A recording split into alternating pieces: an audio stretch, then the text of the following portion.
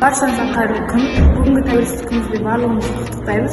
Осы мерекеге орай біз осы тәттілерді мақал мәтелдерге айырбастаймыз. Сәлем, сен қазақ тілінде қандай мақал мәтел білесің? Сәлем, егеменді ел көрікті, бетегелі бел көрікті. Сәлеметсіз, қазақ тілінде қандай мақал мәтелдер білесіз? Сәлеметсіз бе? Менің отан, менің махаббат. Рахмет сізге. Рахмет. Отан тарих, отан тіл, жасаған ер ел қақыл, отан өлен, отан жыр, көтерген көкке ең таңғым. Рахмет саған.